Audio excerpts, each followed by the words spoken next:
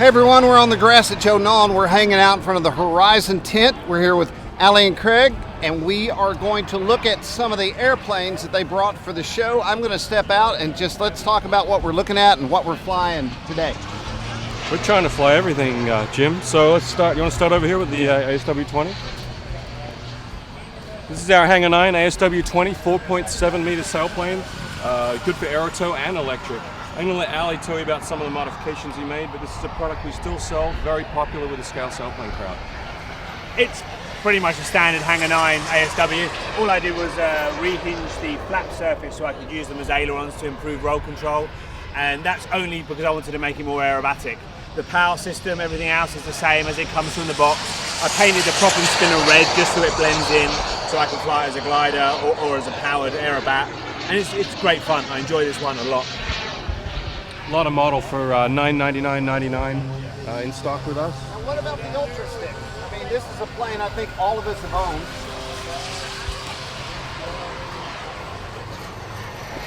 So, new from Hangar 9, was released in Toledo. This is the Ultra Stick.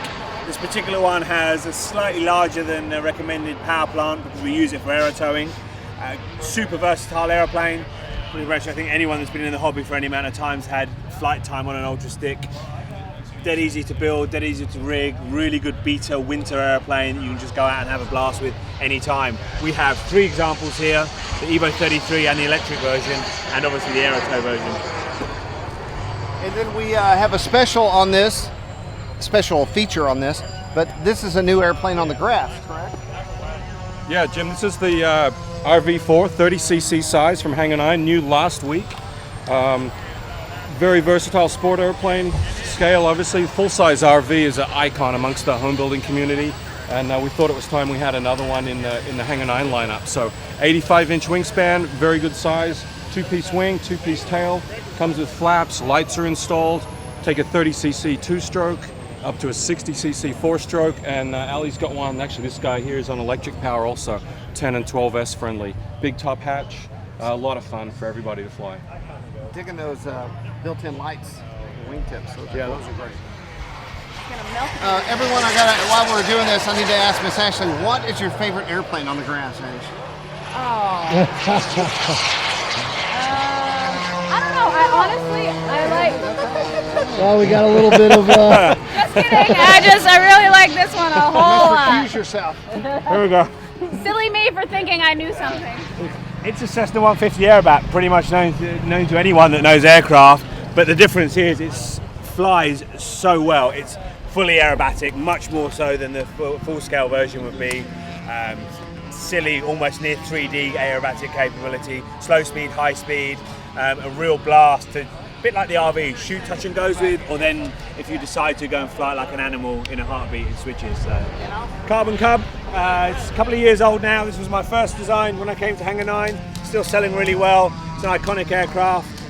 This one's set up on electric with the giant Jubro wheels for tundra operations. We have float version with the Evo 15cc. We bring it out because when everyone wants to get stick time, they go to the good old trusty Carbon Cub. Corsair, Craig, your turn. Jim out on the wing screws. I don't know if we want to make that correction on the video. Jim's never wrong. This is our Hangar 9 Corsair 60cc Warbird. What's great about this is it flies like a Corsair, very stable, very solid. We offer the retracts. This guy's got the Sato FG84 radio, which gives you that amazing sound and really good flight performance. So we bring a couple every year, have a lot of fun with them. 3-piece wing, so the model transports on the main section, the center section with the gear down, and you just plug in the tip panels for transport. I think the last one here is the Valiant. One more is the Valiant 30cc. So this is a giant scale sport plane, 109-inch wingspan, 2-piece wing. The whole tail comes off with 4 bolts. You can fly it on wheels, floats, skis, just a lot of fun. Good sport aerobatic model, great for touch and goes. This is actually a custom scheme that we did just to promote our Evolution engine brand. It normally comes in a red, silver, and white scheme. But we really like this. A lot of them here this year, actually. It's great to see customers enjoying it. So we've been in the Horizon booth area. This is some of the stuff they have on the grass. This is not everything. If you were here, you can watch them fly it right out there. Otherwise, you'll have to go to flyinggiants.com and rcgroups.com to see what's happening. Thanks for everyone for your time, and I apologize once again. We accept that. Hey everyone, Jim T. Graham. We are in the Horizon tent at Joe Nall 2017. The noontime demo just went down, and before anything else happens, I have to do something. Kim! Everyone, Kim's here, my old friend. Hello. And we work together in the hobby as well. And, Yep. and what's that dog's name? This is Zeke. And Zeke. This is Zeke. He's a good-looking man. He is a good-looking guy. But let's go over and talk to John about some transmitters. John, Hey, how's it going? It's good to see you. I am a Spectrum user. Fantastic. Glad to hear it. I'm using the DX6E. I have been a DX18 user, but the DX9 is currently my main radio. Fantastic. Glad to hear it. So what would you like to? Sure. Let me tell you. So we have several things that we're showing here at 2017. Naturally, the DX20 is our new flagship radio. So this has been out for a while. Some of the features are, obviously, it's a 20-channel radio. So it's a 20-channel radio. Has machine gimbals. It also has a true carbon fiber case. So interestingly, a lot of people came up and they thought this was a faux case, that's painted. Actually, it's a true carbon hand layup case. So all the features and functions that you can possibly imagine, programming features, I could spend the next week here sitting here talking and showing you. We also have leather grips. So this is our flagship, super high quality, high-end radio system. So that is our flagship. Next, we have the classic DX9 that we've been selling for quite some time, DX9 Black. Let me talk about the DX9 Black and why I like it. The sliders are pretty good, pretty nice. It has voice. So if you're an FPVer or you're just a guy who needs to know what mode you're in and all that, this can talk to you and tell you all those things. It's a DX9, so it feels natural. If you're a Spectrum guy, you already know the menu system, and it's black. It's triple black. It's awesome. Fantastic. One of the features that all the radios in the lineup have, all the computer radios, is we have a function called airware. So the programming functionality, the programming firmware, it has some commonality amongst all. And as mentioned, the beautiful thing is if you know how to use this radio, you know how to use the rest.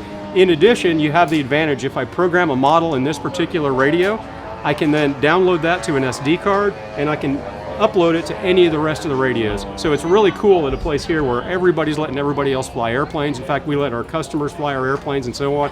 We can download the information from this into any of our other radios and vice versa. And I'll say that when I went from the DX18 to the 9, I actually did that and moved all my airplanes over and they worked flawlessly. And I want to jump in here. Sure. Sorry, I'm really stealing the show. This is a DX6E. This retails for $159. $59, you got it. And this is an inexpensive radio that works just like all my high-end radios. So that means that I can do anything I want in here already because I already have the knowledge. But it does a couple of more things that my 9 currently doesn't do. I don't think it does it yet. I can do wireless. Can you grab those focal goggles back there? Sure Right behind it. See, this has the ability to bind to the Fat Shark Focal V2s. And so I can now do pan and tilt off this $159 radio. No wires. It absolutely works. I did it 2 weeks ago. Wireless head tracking. Wireless head tracking. And I have a video on that. You can go to the RC Group's video channel and I show you exactly how to do it because it isn't intuitive until you do it one time, then it's super easy. So from 159 all the way to the DX20, man. So a couple other features with the DXC. This is one of our most popular selling radios, primarily because of the inexpensive price point. It has 6 channels. It really takes care of what most people need. Another really unique feature, we're talking a little bit about drones and so on. There's a really unique feature that this radio has that I don't believe is available in any other radio. So right now we're flying mode 1. You can see, obviously you have a throttle stick here, aileron elevator. By simply moving the switch to the center position, now If you fly AP quads, now both sticks center, okay? So, there are a lot of the aerial photography quads, you actually hover at neutral, and you want that to be in the center. In addition, if I'm a mode 1 flyer, I can switch it to this other position, and now it becomes a mode 1 radio. Obviously, you need to go in and tell the radio that you're now mode 1 versus mode 2. It also goes mode 3 and 4, so that's a really neat feature that this particular radio has.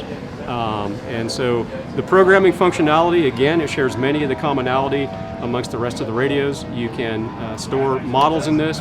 By the way, how many model memory? 124. A lot more than that. 238. 250. Actually, all of our Airware radios now have 250 model memory. We also have a function called model match. So I don't know if any of you guys have ever made the mistake of, gosh, I'm flying this model, but I flew that model the last time and I turned it on and boom, bad hair day. When you try to fly the wrong model with the wrong model memory, very bad hair day. Model match prevents that. When I turn on the transmitter, there's a common GUID or there's a common code, and it matches that code, and if it matches, it connects and everything's good. If it doesn't match, then it won't operate it. And everybody says, it doesn't work, it's not working. You say, oh man, I'm in the wrong model. So it's saved hundreds and hundreds of models, probably thousands and thousands of models. Certainly saved me a lot of models. What else do we have here? Here's a DX6. So people ask all the time, what's the difference between the DX6 and the DX6E? The DX6E is less expensive. The DX6 actually has voice. So, and by the way, the majority of these radios, except the DXE, also has a function called wireless buddy box, which is really cool. So I'm flying, I'm the master, I push the button, and the slave takes over. And it does that wirelessly. So that will work with any of our transmitters. Any transmitter, including the DXE, can be used as a slave. Any transmitter with the DX6 and above can also be used as the master. And what I'll add to that is for $159, not only do you have a transmitter that I use on a lot of my smaller aircraft, I now have that buddy box with me that works with my DX9. So that's pretty sweet. Does this DX6 have sliders? This DX6 does not have sliders. So basic functionality, with programming. By the way, this is also 4 model type. So it'll do airplanes, helicopters, it'll do quads, and also sailplanes. So in fact, all of our Airware radios now have sophisticated programming for all that. Now this is primarily an aircraft event. However, we did bring our 2 latest offerings in our surface market. This is called the DX6R, and it's the first radio to actually incorporate an Android device. So you can see it's actually, it's color touch, and so you can go in and you can make all your adjustments. In addition, I can access the internet through Wi-Fi, Bluetooth functionality. I can program electronic speed controllers by downloading, for example, Tekin Hotwire or a new Orion program, and it allows me to actually make wirelessly adjustments to my speed controllers and things. So this has been really popular. 6 channels. It's perfect for scalers. It can, the programming options are just virtually endless. So super popular. And then we just released our DX5R, which is a 5-channel version. It uses a conventional dot matrix screen. It's less expensive. This is $300 versus $520 for the DX6R. So, but this is proving to be an extremely popular radio amongst racers and also sport guys. So check it out. Feel free to go to spectrumrc.com and you can get the download on all the information that we have here, and we got a lot more stuff coming. In addition, I'd like to personally thank our customers out there for supporting us for so many years. Gosh, you guys have made us number 1 in many of these categories, and I can't tell you how much that our company appreciates it. Thanks a lot, guys. Thanks, John. Appreciate it.